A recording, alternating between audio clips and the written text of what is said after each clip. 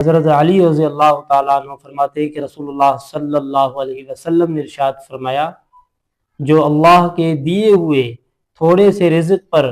راضی ہو جائے، اللہ تعالیٰ اس سے تھوڑے سے عمل پر راضی ہو جاتا ہے۔ یعنی راضی رہنے کا مقصد یہ ہے کہ وہ بندہ شکر گزار ہوگا، اللہ تعالیٰ کا شکر ادا کرے گا کہ آپ نے جو مجھے یہ دیا ہے میں اس پر شکر کرتا ہوں، اور آپ کی مہربانی ہے، آپ نے جو مجھے عطا کیا ہے یہ سب کچھ آپ کا کرم ہے۔ اور وہ بندہ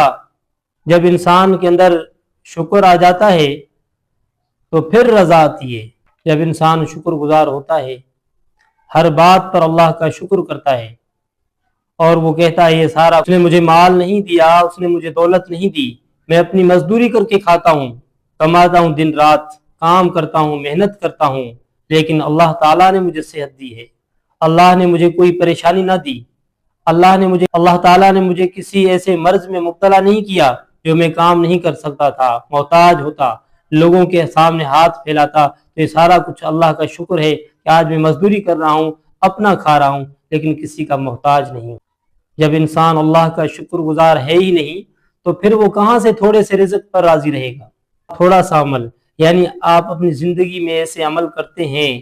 چھوٹے چھوٹے سے عمل کرتے ہیں، نمازیں تو آپ نے پڑھنی ہے، سال کے روزے تو آپ نے رکھنے ہیں، حج اگر آپ کے اوپر مال ہے تو آپ کے اوپر حج فرض ہے، آپ کے اوپر زندگی میں ایک مرتبہ کرنا۔ تو اسی طرح اس کے علاوہ آپ نفلی روزے نہیں رکھتے، اس کے علاوہ وہ کام جو آپ کو اللہ کی خوشنودی کے لیے کرنے چاہیے تھے آپ نے نہیں کیے، تو پھر بھی اللہ تبارک و تعالیٰ آپ سے راضی ہو جاتے ہیں، اسی وجہ سے کہ یہ آپ کے ساتھ اللہ تعالیٰ ایک سودا کر رہے ہیں۔